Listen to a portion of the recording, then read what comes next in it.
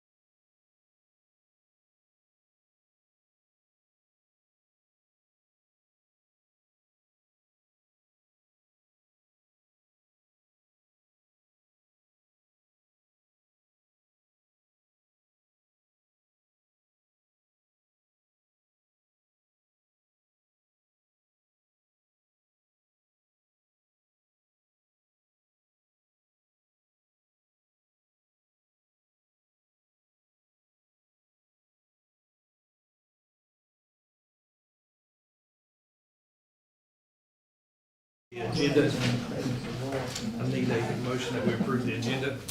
So moved. Kelly said, Conrad, all in favor? It is approved. Did you? Did you vote, Hunter? Yeah, Okay. There we go. All right, next on the agenda is public participation.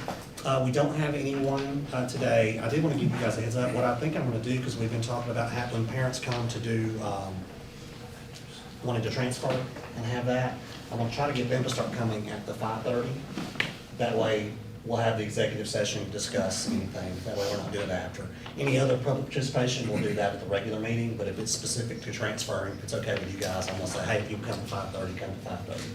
That way we can do that. Good idea. Anything else related to that? Any more discussion? yeah, I've had some people, yeah, I've had some people, contact me about, the paving over where the city parking lot is, Murray County High School. Yes, Chris and I have talked about the parking lot over there at the high school, and the plan was to hold off on that until we getting to the next phases of things, because we're afraid if we go out there and pave it, we might tear it back up, essentially, again.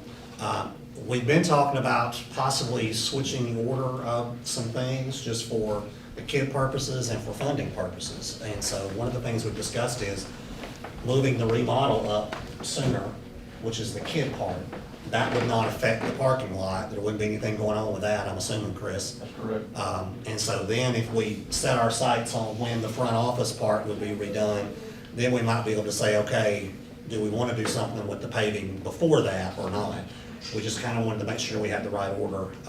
As we've been talking from a paying bills and from a funding standpoint, it may make more financial sense to do the remodel first and do it quicker, because it's gonna cost significantly less money than any new part of the building would be, whether it's new kitchen, new media center if we do that, and then new office structure.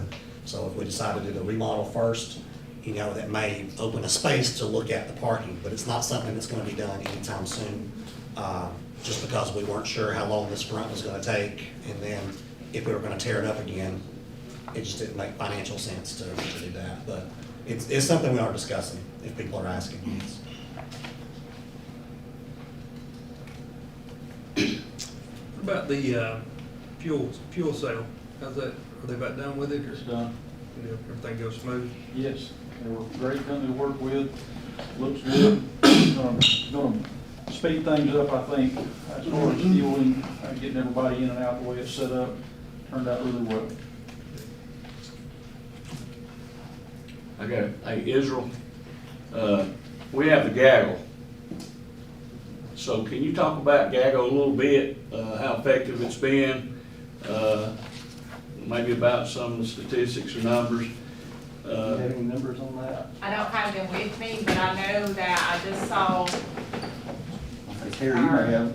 our SRO supervisor today. We were getting a new SRO set up because SROs are in it. And we were explaining to the new SRO kind of what Gaggle was and how it works. So this year they added the search to it. So when students are searching Google, it takes screenshots of their searches and the things that are coming up. So that was added to it this year as well.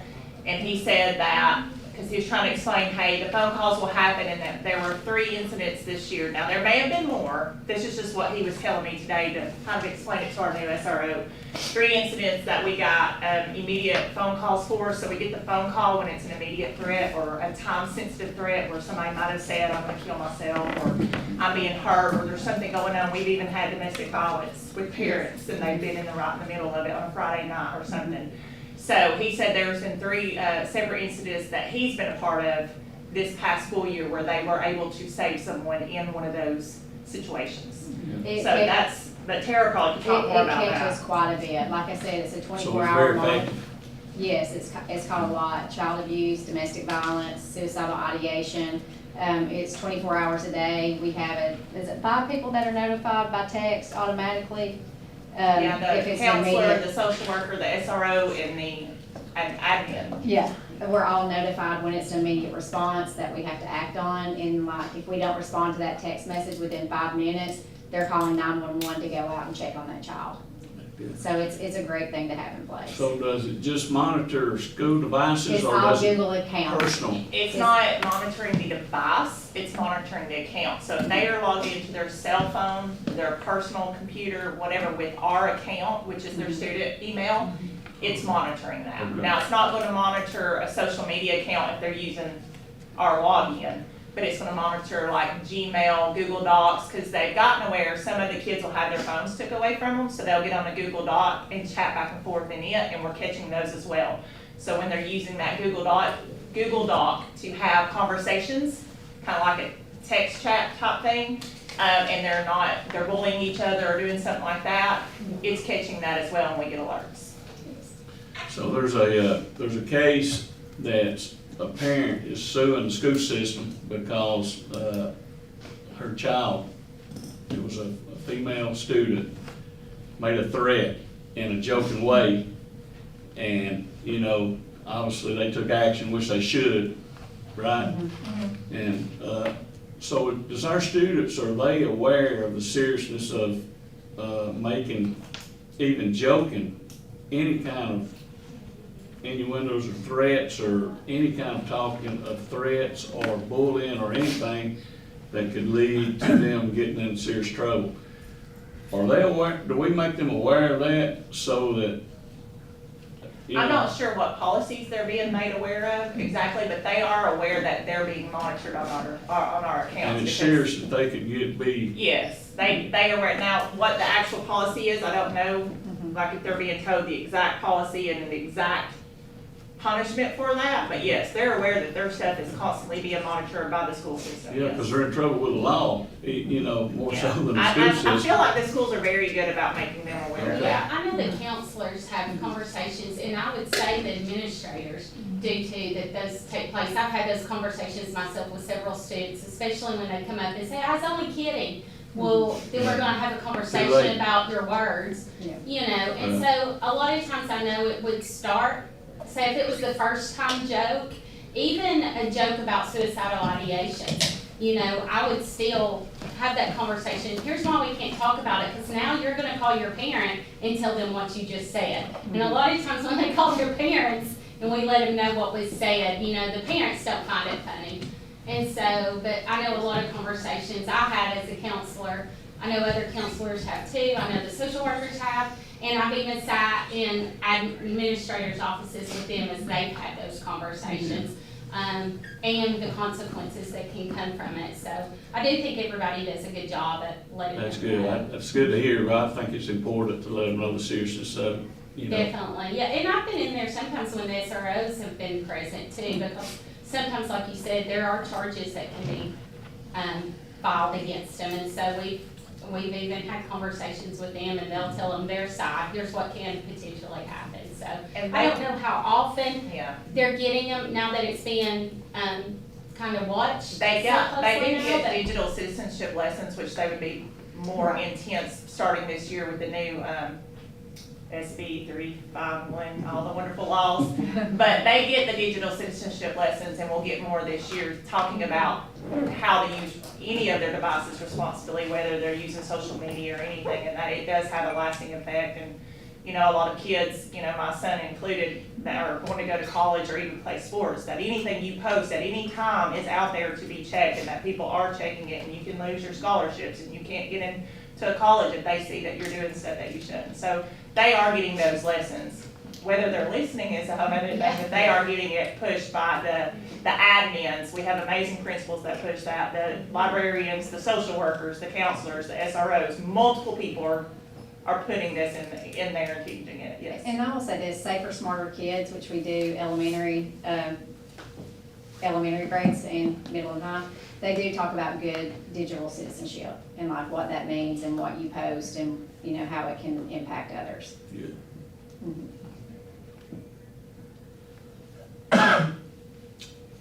Anyone have anything else? Right, next on the agenda is quality workforce, the board policies. Mike's coming up to deliver that. We've, this time of year, as a result of the General Assembly, we typically have some new policies that we have to implement and some existing policies that we have to amend. So that's what these policies are. We had the use of electronic devices by students, basically cell phones and personal electronic devices on the agenda. As y'all know, the legislature this year put into effect a law that affects K-8, but it doesn't go into effect until next July. We have a policy, a board policy existing now that's a little bit dated, and it is consistent, I think, with our rule that we have in our handbook, which says that students are not allowed to have their devices out during instruction time, and they have to be either on airplane mode or turned off. So they'll be put away and turned off during class time, but that doesn't affect breaks, unstructured time. So we talked at our district meeting about what we wanted to do. I expect that there might be some changes next year with the law, and it might go and include 9th through 12th as well.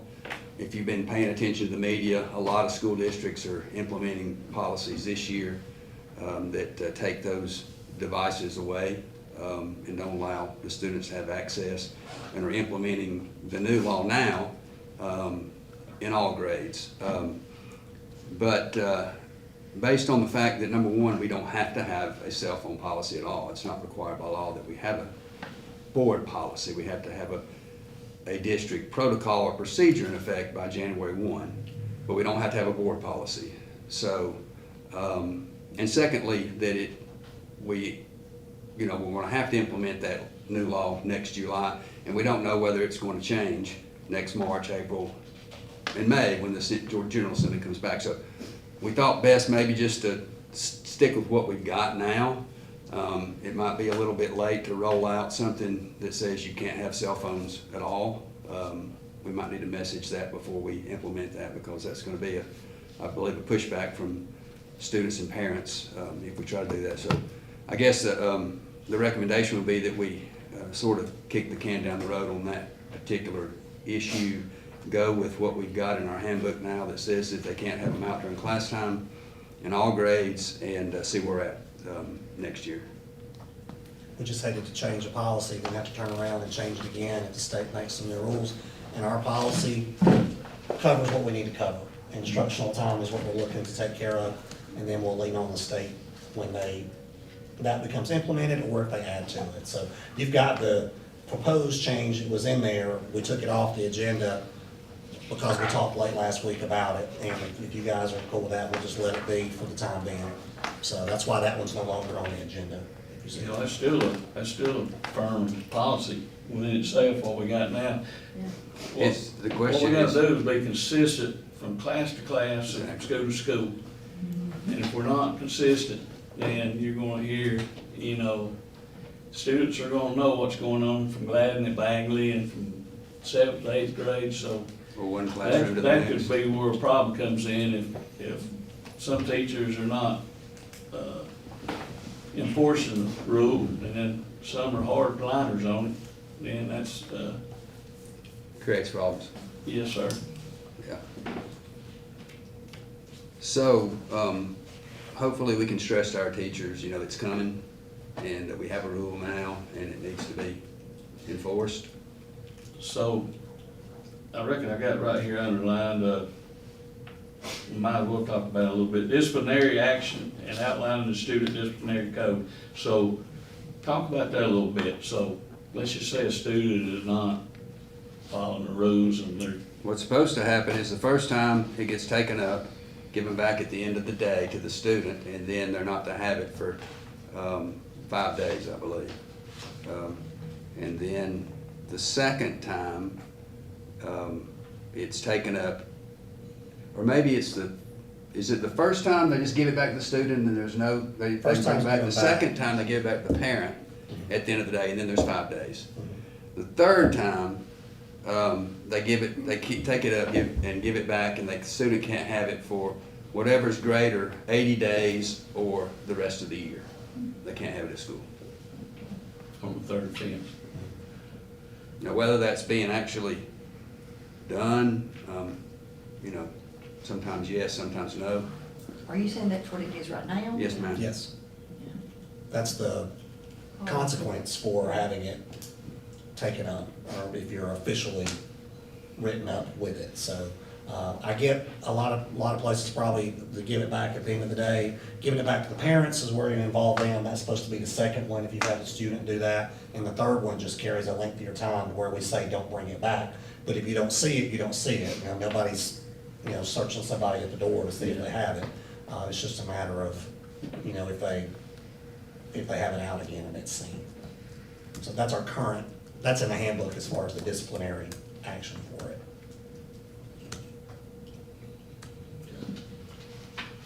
All right, the second policy you have there is salary deductions. We don't have a policy on that right now.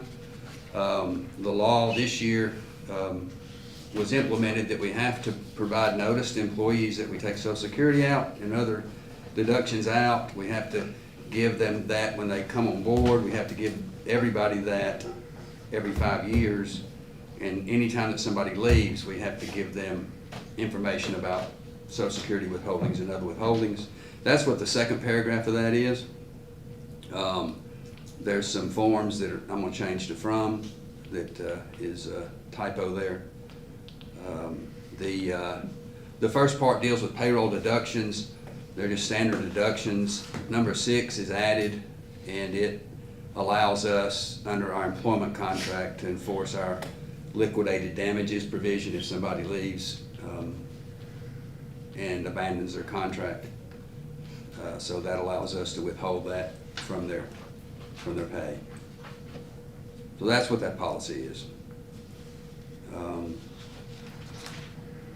The equity and sports policy, you know, there was a change in the law this year, Senate Bill 1, which requires you to compete based on your biological sex. No male can compete in any female sport. Females can only compete in male sports if there's not a corresponding team in the same sport. You know, football comes out, you know, as an obvious example. This policy here was, we subscribe to the GSBA policy review, and the law firm down in Gainesville is the legal firm for GSBA, and this is the policy that they drafted. So I've just taken their language and replaced the language that we had with the new language. You know, Georgia High School is adding girls flag football to Georgia High School sport. Mm-hmm. Has that been discussed as far as in our area or in our school system, that in the next few years, that might be something we add, or the reason? Has it been talked about maybe? Athletic directors, Xander or Daphne here? they're coming, they'll be at the Okay. 6:30. The athletic directors have told me they're very interested in adding that. The issue is the girls that they've talked to, they've kind of asked the people about it, are some of the ones that do softball and volleyball. And Yeah, that's volleyball. another thing, which 'Cause season I would think you it's put it in? fall, is where they're gonna put it. The fall. Yeah, and so that kind of puts a conundrum with our Softball, cheer, dance, softball, volleyball, all these sports. And so I think they're trying to find a space for it. There's some grant money out there at the moment for it, but we don't want to take away from North Murray's volleyball team over there, do we, Adrian? No. So, Let's say you got golf in the spring, what else is in the spring? Tennis. For girls, tennis, that's track, track, Soccer. soccer. loaded up pretty good, ain't it? It is, like wintertime would be the easiest one that you can't, you know, Yeah. wintertime. So it's being discussed. I couldn't tell you like, hey, next year or the year after, but the ADs are interested in doing anything we can do to offer an extra outlet for some of our students to compete. Some of those powder puff football games are quite entertaining and they're good, I mean. Yeah. Yeah, they get rough sometimes.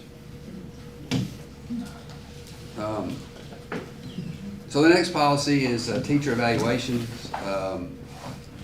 We've been evaluating teachers under the Teacher Keys evaluation system for a number of years, and that specifically was set forth as the evaluation instrument in this policy. So we need to change that because we're going to a new evaluation system.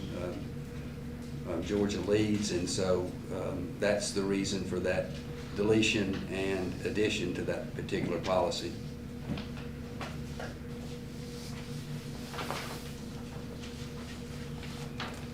Next, absences is student absences and excuses. We added a paragraph that says that students who participate in an activity or program sponsored by 4-H shall be counted as present the same day, in the same manner as an educational field trip. Participation in a program or activity sponsored by 4-H should not be counted as an absence, either excused or unexcused, for any day, portion of a day, or days missed from school. It's just another addition. What for is the business new school. bill that came out about doctor's excuses? Or like Chronic a absenteeism, Huh? chronic absenteeism, whether it's excused or unexcused. Okay, yeah, and even if they have a doctor's note, you don't have to use that as an excused We absence? do- we Or you do. You We do, do. okay. But in that, in implementing that particular law on chronic absenteeism, it does not matter whether it's excused or unexcused. Gotcha. If you miss more, 10% or more of the days, you're a chronically absent student, whether it's excused or unexcused. And that's more about us and the things that we have to do. If students had the flu and had COVID and whatever, and they've been out 12 days or, 20 days this year because they've had all this sickness, they're counted as chronically absent. That doesn't mean that we're going to court with them because Right, we yeah. know we take those excuses. We joked about some systems said, hey, we're not taking doctor's notes anymore. It's like, no, we want doctor's notes. Yeah. That's communication that lets us know why they're absent.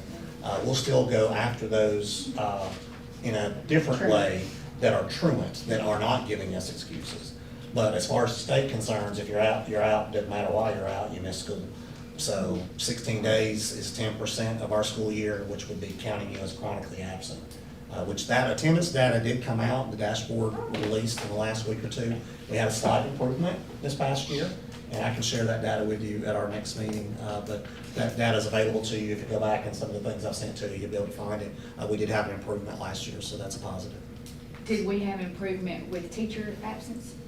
We're working on that now. I just sent some stuff out to our principals today that has some absenteeism there. We'd like to think from what people have kind of told me qualitatively, yes, we've seen that. We just got to get a quantitative number to it to be able to look and see. How much do we spend yearly on substitute?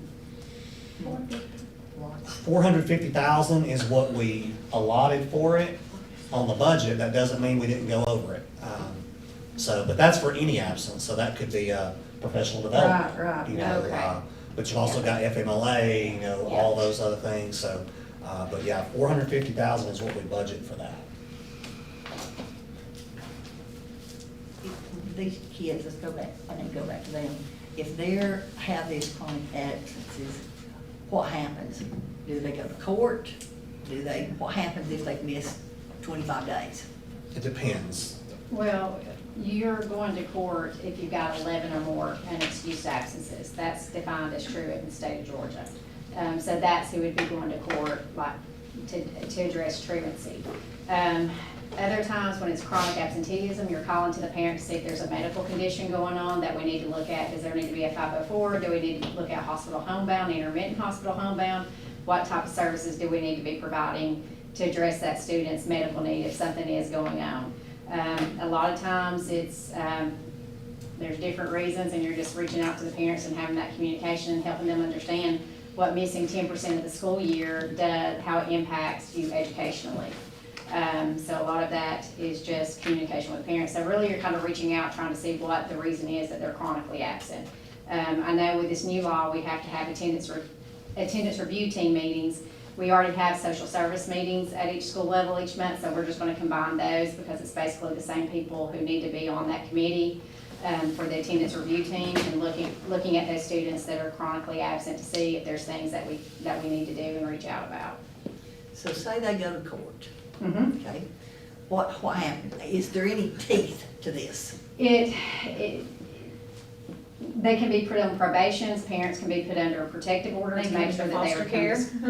You can end up with a DFACS referral going into the home to see why they are not attending.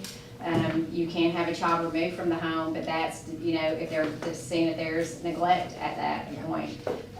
But a lot of it is they're put on probation, they're followed for so many months, and then after that, the case is closed because they comply with that probation.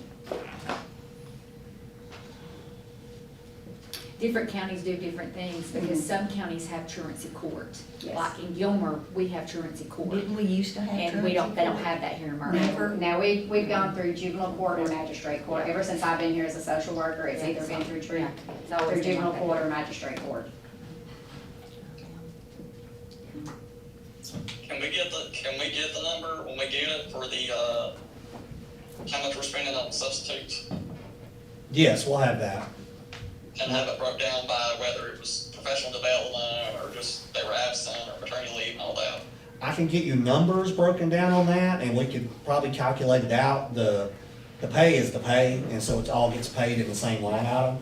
But the information I sent the principals today, it shows every person's absence and the reason why they were absent. It was either sick leave, personal leave, unpaid leave, or it could be professional leave as well. So I do have that stuff, I can share it with you. Okay.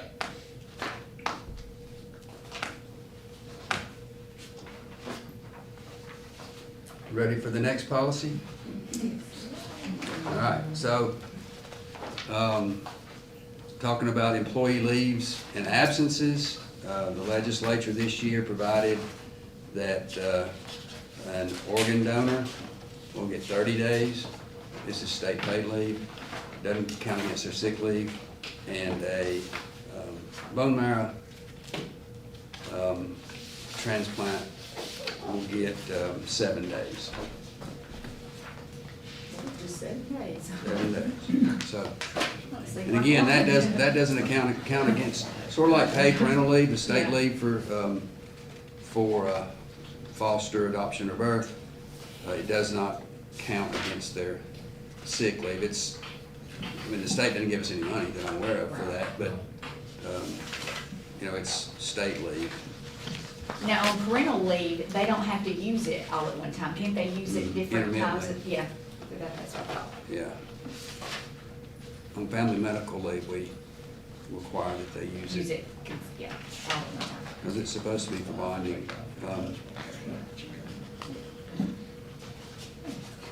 And we, like a lot of other districts, allow the teachers to use, if they have 60 days accrued sick leave, we allow them to use their sick leave. A lot of districts will cut them off when it gets outside the time for recovery from a pregnancy, whether it's natural or C-section, they'll cut them off and say, you have to use your sick days if you want to stay any longer.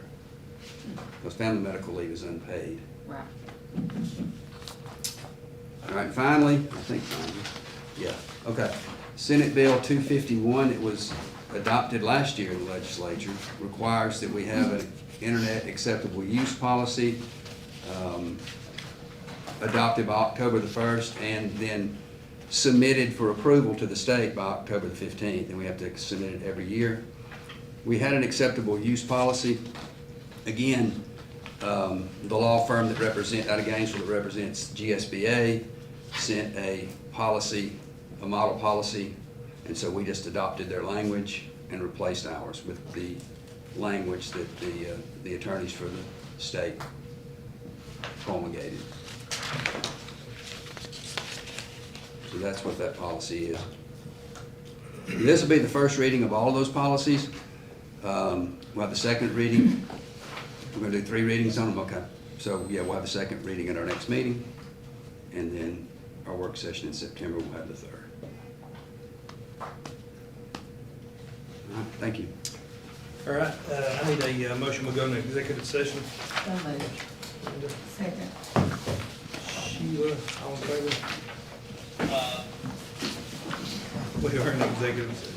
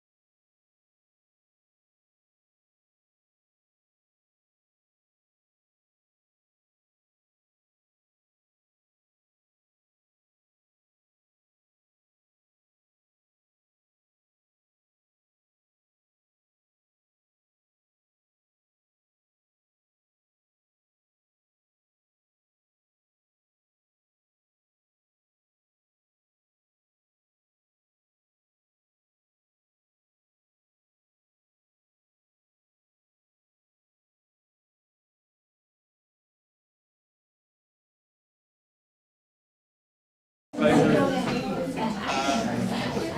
We are in open session. Dr. Smith brought out, I'm assuming this was Dr. Smith. Yes. All right, this was the sub cost, and this include pre-K and everything, and I'm assuming? No, I don't think so. That's just Fund 100, broke Okay. down by facility. All right, so like this is one of those we talked about when we were going through the budget. We've been budgeting about 450,000. The expenses out looks like 550,000. So if you want to know how much substitute costs, 550,000. Now, that's just part of doing business. We do have, professional development that people go to. We do have people that get sick. We have paternity leave or maternity leave. We have all these things. But when we talk about trying to do better about teacher attendance, it's also trying to save some of that cost that's there as well, so. The report that you have from Melissa breaks down how it was used as far as professional development or something. And that would be the fund codes, I guess? The 1021, 1041, 1081, that stuff? That's the program codes, Gotcha.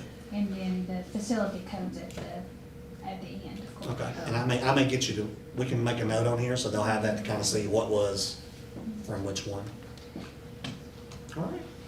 Are there any incentives for teachers That to was my question. try to miss less or have attendance? I know kids get sick, that's unavoidable, and spouses get sick, but, School to school, they do some different things, but that's, we've talked about that a little bit.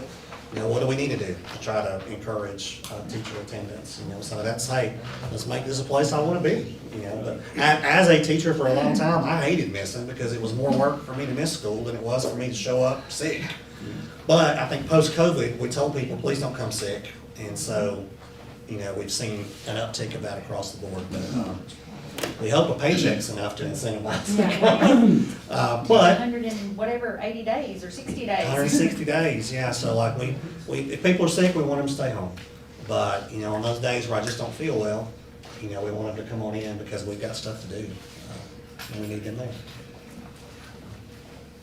Anything else? I need a motion we adjourn. Brenda, Second. Kelly, all in favor? We are adjourned. Can't go wrong.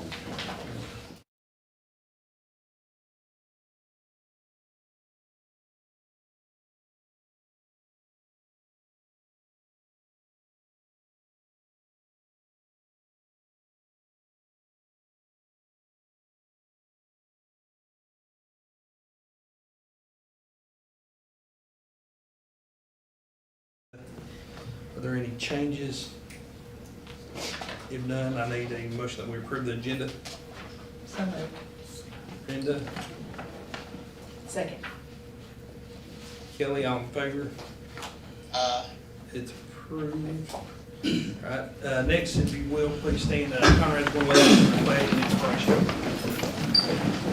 oh, pledge. Pledge allegiance. To the flag of the United States of America and to the republic for which it stands, one nation, under God, indivisible, with liberty and justice for all. Shall we pray? Heavenly Father, we're thankful for this day. We're thankful for the cooler temperatures and the rain showers. We're so thankful for our superintendent. We're thankful for all administration, principals, teachers, and our students. We pray for safe protection this year. We pray, Heavenly Father, that we'll not have any serious incidents or accidents, and we pray that you'll put a hedge of protection around our school system, Heavenly Father. We pray for wisdom at this time. We pray that we spend the money of the school system wisely. We pray that we'll take in consideration the students when making every decision. We pray for continuous improvement, Heavenly Father, as we begin this year, and we pray that our students will focus and relationships can be built and our scores can continuously go up. Forgive us when we say, do, and think things contrary to thy will. In Christ's name, amen. All right, next on the agenda, consent items, we have a copy of the minutes. Are there any changes that need to be made? If none, I need a motion that we approve the minutes. I make Sheila, Second. Conrad, all in favor? Approved. Next on the agenda is public participation. We had the request I shared with you for the gentleman that could not be here as far as his request. All right, I need a motion that would waive policy JBCD for the public request. So moved. And second, Hunter, all in favor? It is approved. All right, next, superintendent report. All right, we'll start off with finance, everybody's favorite. So, Dr. Smith, the floor is yours. I'm just trying to work on my homework assignment right here. If you want to take this paper back out, we'll just do it real quick. The one I just gave you. Okay. The substitute ones. If you want to write on there the school codes, then you'll know the facility, okay? I'm gonna start at the top. Everybody know where I'm at, 104, when I say about facility code, the very top one? Up at the top. Very top line, Oh, that one, yeah. okay. Woodlawn. Wrong one. That's Woodlawn. The next one is Coker. The next one is Eton. The next one is Chatsworth. Underneath that, the next one is Spring Place. 5050 is Northwest. The next one is Pevis.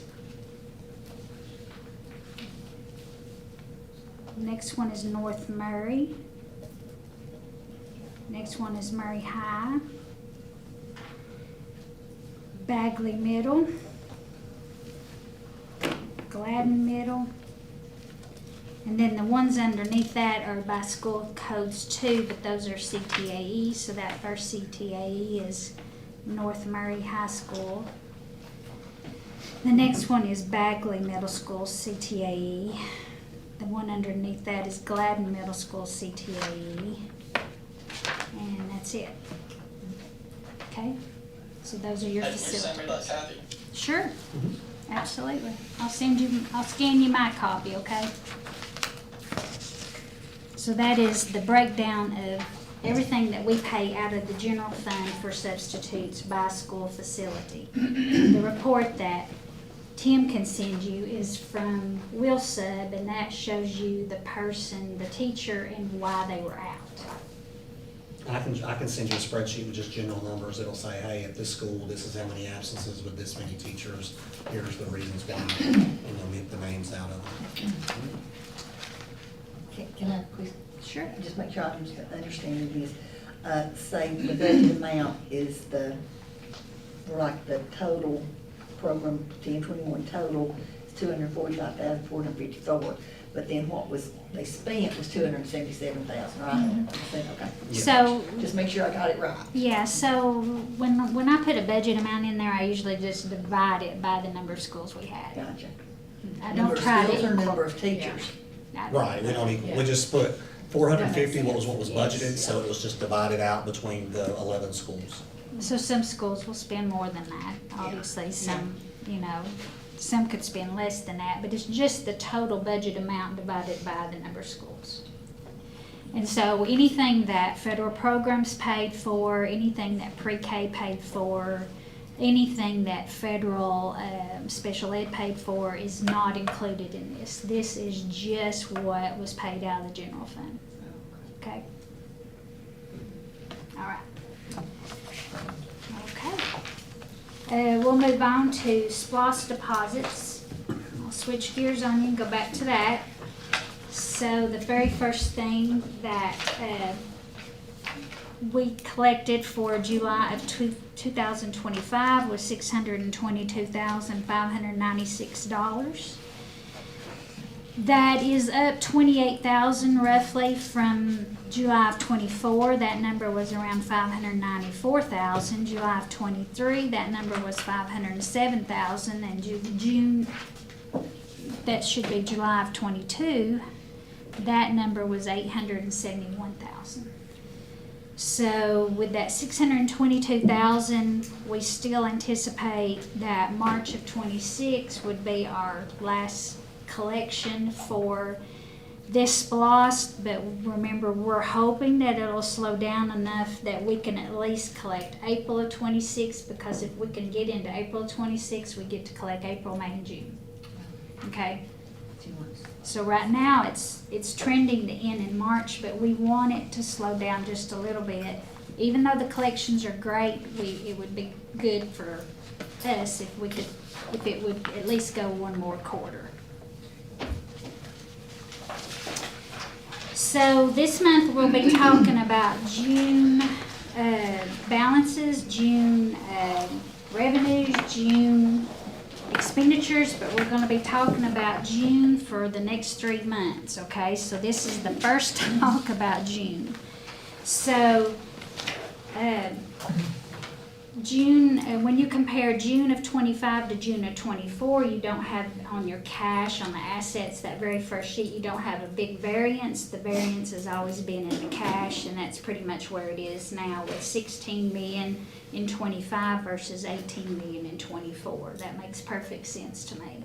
So that's we're gonna be talking about these same numbers for the next 3 months as they change. So, going on to the revenue side, the difference between what you're seeing now versus what you have seen in the past is all the financials up to now included those accruals, but this one does not. This one already has the accruals paid in it, so these are true numbers. So in revenues, we have collected 78 million roughly, compared to 74 million last year. We've collected 102% of the budget for this year. We collected 102% of the budget from last year. So that means, to me, that tells me consistently that next year's budget needs to be 2% more. Everybody agree with that? We could safely say that the revenues could increase by 2%, because we've done that pretty consistently, okay? So we've collected good revenues, but we could also increase revenues in FY '27. Let's go over to expenditures. So total expenditures as of June, we've already got that June, July, and August payroll in there. So we have expensed 79 million, which is 101% of the budget, based on the budget, and 78 million last year, which was 104% of that budget.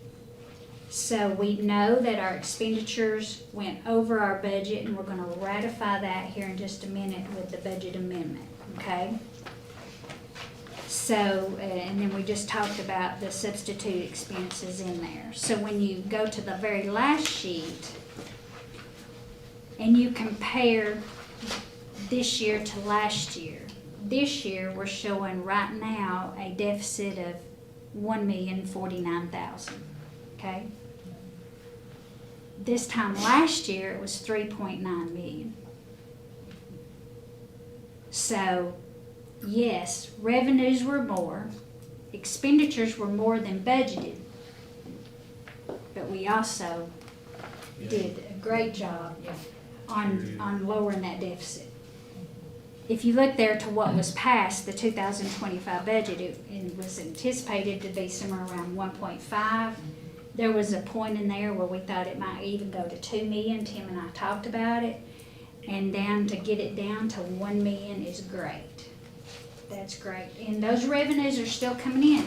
Expenditures should be finished, okay? Revenues will continue to come You in. can go below that 1 million then. We should go below 1 million. Okay, we'll watch it as we go. But that is good news for that. You can cut some of that substitute stuff down, bring it for real. Yeah, absolutely. Come to work. You know, I've said this before, and it's easy to say and it's hard to do. People have to be out, I have to be out. But what you pay in substitutes, you could give a 2% raise. Yeah. And so it hurts everybody. whether you need a substitute or you don't, it affects all of us because you could use that money, even though you wanna say, well, we would have saved $550,000. Well, if you didn't give a raise, you could have, but if you wanted to give it back to everybody for being there, an incentive, you could say we could have given a 2% raise across the board instead of paying substitutes. Yep. It's hard to do both.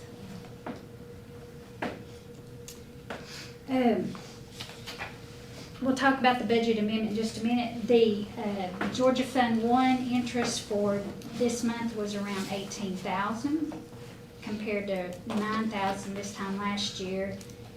We collected $255,000 in interest just on this one account this year. $648,000 total since we started. So $255,000 in interest. I'll take that all day, every day. Any questions about the financials? I know that's fast, but we're gonna be talking about them over and over and over, okay? We'll watch those revenues and see if we can get below the million before we have to close out at the end of September, okay? And there's a chance we can, right? There's a chance. There's always a chance. We know There's also, There's always hope. 20-something thousand of that we know is coming off already. That's Where we reconciled right. with that, with something else, so. We've already got the deficit down from $1,049,000 down to $1,020,000. So we just need 20 more thousand in revenues. If anybody wants to donate, we'll take a check, pay for our account. But we still have another month of property tax revenues that count for FY25. Property tax, you get July and August collections count for 25, okay? The school year 25. So we still have those coming in, so we'll keep putting them in there and seeing how low we can get it, okay? Any more questions on FY25 financials for June?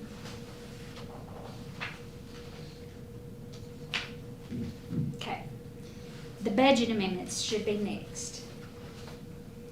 So what we have to do, the first column that you're looking at is the budget that was passed back in 25 or 24. That's where the original revenues are in there at the top, the original expenditures are in there at the bottom. The deficit was anticipated to be 1.5. And that was your estimated fund balance at that time, or at the end of actual, that's what it was estimated to be. The amended column there beside of you, so I went ahead and increased revenues to what they actually are with a little bit of extra in there, just a little bit. And in Georgia, you can have line items in your budget. You know, when you think about the budget and we look at every line item, right? Those line items can be in the red. The whole function has to be in the black. So instruction has to be in the black, pupil services has to be in the black, business services has to be in the black. Even though the lines can be in the negative, I gotta bring it all back down at the total in the black. So that's what this budget amendment is doing, okay? It's bringing all those totals now back into the black. So revenues, we increased revenues on our taxes, we increased revenue on the state revenue, and we had, I decreased federal revenue because not all that federal revenue came in at that amount.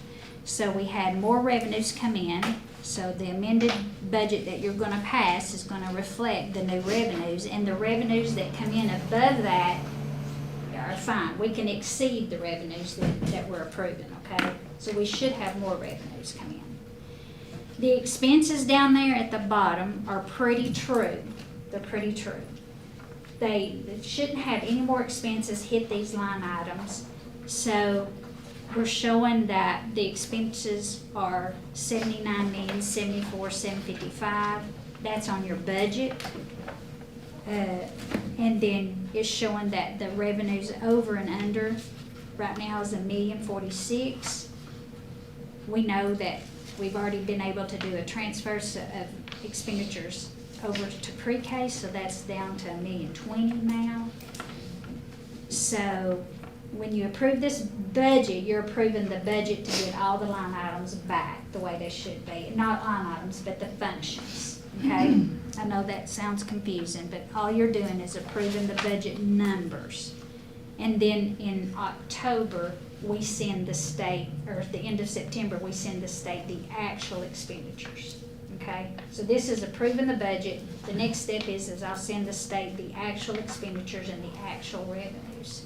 And they just make sure that these numbers are reflected in our financial statements, okay?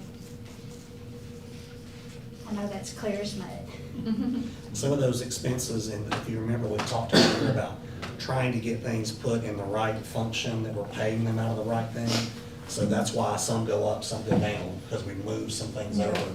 The technology is probably the easiest one to point to, because we said, well, let's get all that in the same place. And so that one was over, even though we didn't spend over what we said, it was just because we brought it from other places.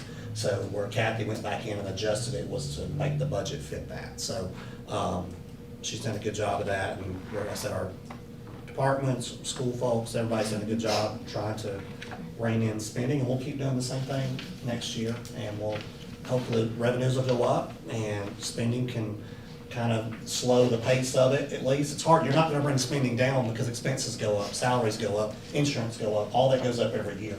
So you're not gonna see a year where expenses go down, because the nature of this business is they're always gonna go up. Unless we hired, 400 brand new teachers, next year, which I don't see that happening. So, we'll continue working on trying to control the percentage increase of spending. So, the thing I'm trying to reflect is that even though the budget numbers are changing, the overall picture is that the deficit went down. Yes. And that's what matters. It's the bottom line that matters. And so, we're jumping through the hoops of doing what we have to do for the functions, but the bottom line is that our deficit is going down and not up, and that's the good news that I wanted to share. So when you approve that tonight, we're gonna upload it to the state tomorrow, okay? Purchase orders, we only have 2 purchase orders for your approval. I have one, Kathy, I'll talk about it, which I've told them about, so. Okay, 2 and 2.5. So the first one is to K-12 consultants, and so this is a fee that has to be paid for them to do the paperwork for E-rate. It's part of the process, and if you use their service, then you have that fee to pay. That is in our FY26 budget for $27,225.60. Underneath that is one that we're presenting to you for copy paper. That Chattanooga Office Supply was the low bid on a truckload of copy paper. I got coffee on my brain. Copy paper, where we started doing this a year ago, maybe, I guess it may be 2 years now, is that if you buy a truckload of copy paper, you can get the per case so much cheaper than if we gave the money to the schools and we said, here's your money, buy copy paper. They're gonna pay up to $10 more a case. If we buy it by the truckload, then we can save the district money by doing that, and we can provide the copy paper to them. What we say is we can only get 1 truckload. So that much is in the budget. We've got that much set aside that we're gonna order the truckload of copy paper. It's gonna come to maintenance. It always excites Chris when that truck pulls in. And then then he distributes that to the schools based on each school gets a certain amount of copy paper. Now, what we say, and the reason he has to distribute it is that it can't sit in the warehouse and just be used as they need it, because he's not got a climate-controlled place to put it. Is that a good? Yes, I do. Not the space, though, that's the issue. The space is- Sorry. Yeah, I do. So we go ahead and have them distribute it to the schools so that they have it on hand, and if he wants to do it differently, that's entirely up to them, I don't care. But we do have it delivered to one location, and then distribute it out to the school. And we do that to save them money and to get more bang for our buck. You know, than trying for them to buy it separately. If they need more than what we provide, then they have supply account money that they can use to give out. Do they get like one box each teacher, 2 boxes teacher? That, how they distribute it, I don't know. Typically, I dare say it's up in the office and they can use it as needed, is the way that most of it works when it comes to that. Does it last all year? Some schools, yes. Other schools may have more need with that, just depending on the size or what they're doing, but They're getting anywhere from 70 to 100 cases. So if a school runs out, I need more, who does that fall back on the school? Yes. They can use the supply money that they've been given, they can use their school funds, they can, however they need to buy it. They can buy more copy paper from Amazon or wherever they want to buy it from. Okay. And the third PO is the one that I told you about in your email, and I've given you the quote. I don't have a PO, I just have a quote. That's from CDW for headphones. We are gonna have to have headphones with microphones on them for K-5 to do our reading program with. And we had a supplier, we had a number where we thought it was gonna be a price at right at $45,000, I believe, but those headphones were discontinued. And so we had to get some more quotes. We got some quotes, and there are 3 quotes. I put 2 of the numbers down at the bottom, but we went with the one we went with because that one is gonna be much sturdier, be able to withstand kids much more, because we want these to last for 3 years. We could get the cheapest ones, but we're gonna be replacing, and it's the headache of replacing that goes along with it, not just the actual cost of it. So the quote you see there is for $3,000. That's TBD. It's gonna be less than that, no more than $3,000. The issue is we're still enrolling kids, and we gotta figure out what we're doing there. Next year, K-12, milestones testing for the ELA, the new test starts, and everybody that's taking the ELA test has to have headphones to take the test. There is a audio part of it where they've gotta listen to some things. And so what we're gonna do for our middle school is we're gonna take some of our headphones from the elementary school that do not have microphones that we have. We're gonna give those up to middle, high school if they need them, because we're buying these headphones with microphones for elementary. So we won't have to buy any for those folks to take the test. And we took them off the supply list this year because we knew we had to buy specific ones for this. So normally I wouldn't say go with the highest quote, but in this case, it's gonna be better quality, and it's gonna save us money in the long run. So I would do that, and we'll have an actual number, but it shouldn't be any more than that. 3,000 was a high estimate. Do we know what any other school systems are using? Are they using these same brands, or do we know? Kelly Rogers checked for me, and they use various ones. They just have to meet certain specs, and she said the prices vary below these are $19.99 per set. She said from what the ones she talked to, some were cheaper, some were more, it just kind of varies. But like I said, this is probably on the upper end of things, but it's the connector. If you guys remember when we had our old Walkmans, the connector from your headphones to the Walkman, that long, those break off like nobody's business. And kids doing it every day, they break inside the Chromebooks. So not only do you have your issue with the headset, you have your issue with the Chromebook. The ones that we're getting have a different connector. It's like your iPhone. So it's not gonna go in there and break off quite like it's a USB-C like the newer iPhones have. They have a USB one, which would probably be better, but our Chromebooks aren't USB compatible, is that correct? Yeah, USB-C is what everything's going to. Yeah, Right. so that's right, that's why we're recommending this one. So we'll have an actual number, but it'll be no more than this. So what are we doing for students that if they break it or something? We put in the handbook that you're gonna look at in just a little bit, we just added the verbiage, anytime they mess up their Chromebook, they're liable for it. We added the headphones as well. So if my student damages something intentionally, we can hold them and say, listen, this thing costs $20, you're gonna have to pay for it to get them back. So we put that in there, that language in there. Kelly said that the districts she's talked to said the cheaper headset was replacing, because this is a fairly new program where they've been having to use it every day, but she said the district she talked to said they were replacing more than they wanted to, and they had gone with the cheaper one. So, Is this going to be mentioned to the parents about the headphones and having to replace them if the kids jam up? it is in the handbook as it is, and I'm sure teachers will message that out just like they do about the Chromebooks. And this is really elementary is where we're gonna send this out. Can it be enrolled with the Chromebook insurance somehow? Insurance, What was that part in here? basically can the insurance cover, the Chromebook insurance somehow cover this? Oh, Yeah, it's can you do both of them? Can you put both in there? up to you, whatever they want. What's the cost on Chromebook insurance? 15. 15, so I don't know what we would add. I mean, you wouldn't add 5, that wouldn't make sense, maybe if you added $1 or something. You just include it in the actual insurance Or just include it. policy, yeah. Okay. I mean, Maybe that's something we consider to, you know, save some parents some money. There we go. It'd just be another, They have to buy the insurance, right?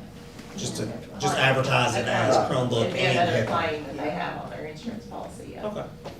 We can look at that. All right, so that's all for, yeah, that's all for personnel. We're going to approve. Yeah. All right, I need a motion that we approve the SPOS outline. So So moved. moved. Kelly, Hunter, seconded, all in favor? It's approved. Next, I need a motion that we approve the financial statement as presented. So moved. Brenda, Second. who said Chili? All in favor? It's approved. All right, next, I need a motion that we amend the FY '25 budget. So moved. Brenda? Conrad, all in favor? It's approved. Next, I need a motion that we approve the 3 purchase orders. So moved. Brenda, Second. who said second? Me. I can't tell between Sheila and Kelly. All in favor? That's approved. Go ahead. Next up is the North Point High School senior trip, and I shared some information with you about that. Dr. Winkler's here, if you want to give just a quick little overview, or reminder. Yeah, so I met with all the seniors, well, all that came to the meeting, and we had 3 different meetings. Of course, last year they wanted to go on a trip somewhere, they wanted to go to Disney. This year they have begged and begged that they want to outdo last year's class, and so they asked me to work up a Hawaii trip. I said it will be way too expensive, there's no way we can do that. And then when we got with the travel agent, we found that it wasn't near as expensive as we thought it would be. So I'm just asking that, of course, I'll have males and females going. It is the week of their college spring break through Dalton State. There will be some kids who are not Dalton State kids who will attend the trip, and it will go as a field trip for them. We do, something I want you to know is in the beginning, like we tell them, if you miss more than 5 days of school, you're not eligible for this trip. Seniors are awful to get to school. Andrea will tell you that. It's hard to get seniors to want to come to school. So this was something we were able to kind of hold over their heads. Luckily, they all met the criteria. I really don't know what we would have done had they, paid last year and not met the criteria. But they all seem to be fine with that. The parents signed off on it. So we are looking to fly out of Chattanooga and go to Hawaii. That's what they're wanting to do. Y'all talked about the travel time, because the trip's just 4 days, and Right. 2 of it's gonna be travel. So they came back, when we moved the week, they've come back and the price has actually gone down. So I talked to the lady about us actually flying out on either Saturday or Sunday and coming back on Saturday to kind of give us a little more time, to give them more time at the beach and things. Because in that price is all their meals. We have a luau, we're going to the Dole Plantation, Diamond Head, and something else. Pearl Harbor. Pearl Harbor, Yeah. yeah. So, yeah, So how many kids did you have go last year? 50. I Out had of- 50 seniors out out of of 238. 238? Yeah. How many's on Yeah. Well, I don't know, I wanted to get board approval before I put it out. We're gonna have to have 30 to go to get the pricing. I don't think I'll have a problem getting 30. Can we after ask it's the all price? attended to me. The price, so right now, the way it is, it's $15.50. Okay, flight, food, everything. So that's 1,500? 15, yeah. You need a new chaperone? I was very sorry, But let me say, Greg wanted it free. Need extra Yeah, chaperone? Greg asked me to go for When free. when I Yeah. presented tired. it to the parents and the seniors, I told them it was 1860 was the price at the Yeah. time, but just with flights and stuff, I've actually gone down a little. So, but I would like to push it out and give them a couple more days and stay with the 18, because they were fine with the 1800. Miss Morrow, do you want to take a freshman trip? Not that the freshman, he wants to go. You just We're go not right taking on. freshmen anywhere. You just go right on and take them. Or Greg.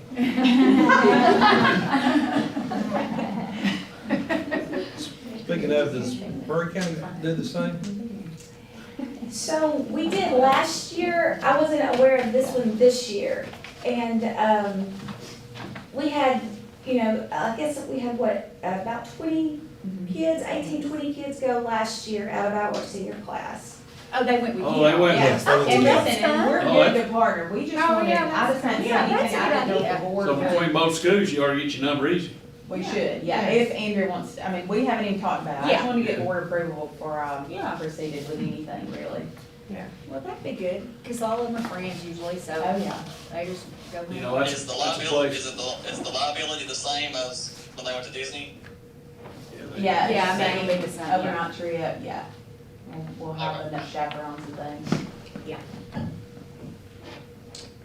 And we're not voting on, are we voting on this tonight? If, We probably now We too. can. if, Yeah, she just needed to know if we could go Yeah. ahead and go forward with it, but if it's in the packet, if you'd like to vote for it, we know there's some details left to be ironed out, but the concept would be there to be Yeah. voted on. if And you it may would not do it. make, I mean, Yes. if Yeah, you there's never not know. enough attendance, then it will not make.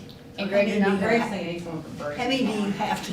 30. But surely if y'all partner, Oh, you'll with do that. tomorrow's good with it, Yeah, maybe well, y'all a can lot get. of the parents are wanting to go Oh, too yeah. at that price, Oh, yeah. because it's a good price. I don't have What to fly. we looked at it. That's a Yeah. flight Yeah. usually. Yeah, exactly. Yeah, you might have some board members that wanna go. Yeah. I could chaperone a child. Yeah, me too. Yes, sir. If I get to pick up, if I get to pick up one, I chaperone. For real. Take some of these. You want a motion? So thank you for sharing that. I need a motion that we approve the, shall we say, the North Murray field trip for, all right. Brenda, Remember who did this now? Motion in a second. all in favor? Yeah, It is approved. you get 75 kids and we're all going. But now we'll pay, Greg's wanting to go for free, because we Yeah. ain't doing that, Greg. We don't, with the teachers, like when teachers go, we just divide the cost. Like, we do get 2 free chaperones, and we'll just all divide the cost, and that way it's, you're not going. You're not going, Greg. Sit down. Next on the agenda. All right, yeah, second reading of our policies, Mike went through those earlier. If you've got any other questions about those, do that. After that, we have our student handbook, and I provided you with a sheet a week or so ago with the changes on there, just to highlight some of those. One of those is the headphones in the Chromebook. There, some bigger ones we talked about, we added a section in there about Edmentum, which Edmentum is our online platform that we use for our PIVA students for credit recovery. We're looking to expand that this year. So we added a section in there about that. We corrected those things in there about GPA and graduation requirements when it comes to the D on the GPA scale. We did that. We took some things off of graduation paths and requirements because we had some very specific things on there. And right now, there's many paths to the same place, and so we felt like there's no need to try to list every single way you could get your credits, because there's so many that we could get there, so we just took that off. The credits haven't changed, it's just how you do them. Report cards, we fixed that, took the D off there. Student drop-off and pickup, our principals asked that we back that up a few minutes and then give them the ability to hold parents accountable for repeat not coming to pick kids up. We have an issue where they're having to stay at the school and somebody at the school is having to watch them because we have a window for pickup and it's not there. So we asked to change some things there. And then the code of conduct, a couple of things there. The big one is Code of Conduct 42. That was has to do with, it says electronic smoking devices or vaping. We made some bigger changes there that we're gonna start sharing out, if this is approved.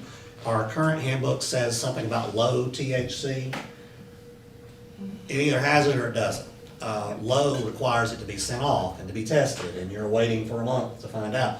So we took that word low out, and then now the consequences have been stiffened. So if a student has a vape that has THC present, that's gonna mean immediate 10-day suspension with a tribunal. And then if they have a vape that does not have THC, we've stiffened the penalties for that. On the third chance that that's happened, non-THC, it becomes a tribunal. Our local law enforcement, we've talked with them. Anybody at the school having a vape, it's a crime. They're not supposed to have any vape, THC or no THC. So we're gonna partner with them, hopefully to do some messaging about that. So, the other one in the code of conduct was we changed violence against teacher to violence against staff member. We made that change later last year. And so those were the big changes. I don't know if you had any questions about any of the other changes we had there. Now, school time, the doors still open at 6:30. We did not mess with that this year. We talked just at the end about getting kids picked up. Particularly their elementary school is where the issue is, mostly, but middle schools too. Okay. Now, what about the online school? How many, do we have kids enrolled in that? We sent out I'll let Dr. Locke, you want to talk about kind of where we are? Yeah, tomorrow we're sending out an interest form. Talked to some parents about it at Back to School Bash, but we're still kind of collecting interest. We don't have anyone enrolled for sure yet. I think it's about 200 kids, was that right? There are 200 that we're sending the interest form to. If we hit 20 or 30 out of that, then we'll probably stop there for a while. If not, we'll expand. Now, it will start the same day regular school starts? Maybe. Okay. We may start it about a week later, just because it's new and to give us time to get regular stuff going at Pleasant Valley. Because Pleasant Valley, a lot of times kids who end up there as volunteers, they're not kids that you can reach over the summer. So they do a lot of intake meetings the first 3-4 days of school. They'll show up at Murray or North Murray. They'll find out, hey, I didn't pass much last year, I need to go. And it'll take a while to get them started. So I don't want to overwhelm the staff. Yeah. But we definitely want them enrolled and working, the 10-day window before FTE. So we'll get them going. And the 200 kids we sent that to are kids that left the system They last withdrew with a code of homeschool from grades 9 through 12 last year. And if we don't get enough for that, then we'll go back like the last 3 years who withdrew with that code. I think we'll get some interest, and I think we'll be able to get what we want out of it, but we're kind of working through that, so we'll get them turned around as quickly as we can. All right, any other questions about handbook stuff? I need a motion that we approve the handbook as presented, the changes. So moved. Kelly? Hunter? All in favor? Approved. All right, next up is the tribunal schedule. You guys have to approve that each year. That's in your packet. Mike works that up. That's our administrators taking turns on the tribunal. I need a motion that we approve the tribunal schedule. Make a motion. Brenda, Conrad, all in favor? It is approved. Next on the agenda is personnel. I need a motion that we approve the personnel package as presented. So moved. Brenda, Second. Kelly, all in favor? It is approved. Hold on 1 second.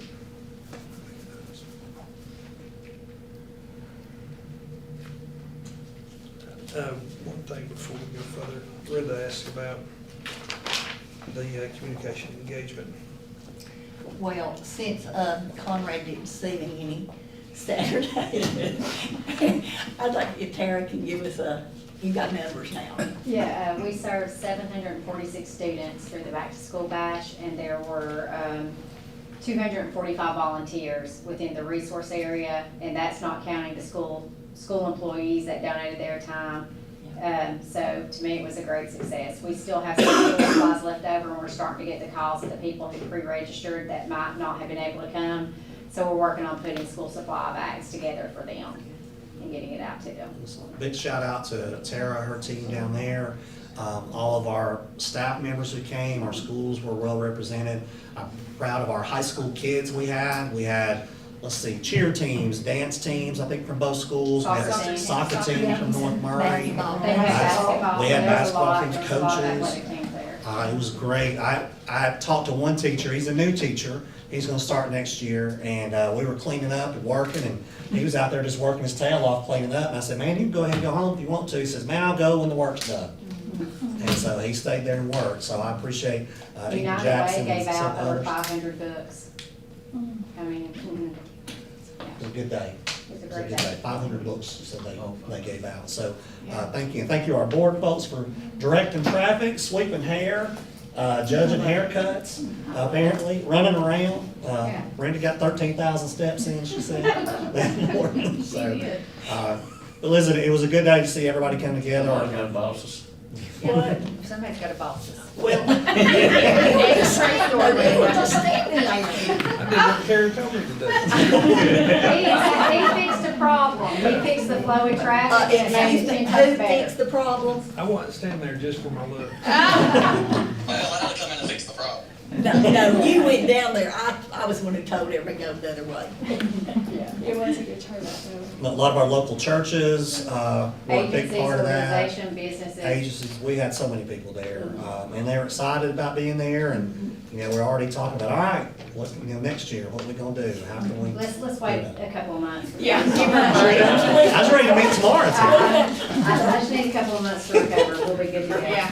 I didn't know if you'd be here today. I was just glad to have you here today. I mean, but we've got some great door prizes to give out too. I mean, we have like 6 or 7 bikes to give out. Advanced done a canoe, not a canoe, what is it, kayak, a trip to the aquarium, the wrestling place donated tons of tickets for family. I mean, so there's great things that have come out of it, and just the community spirit.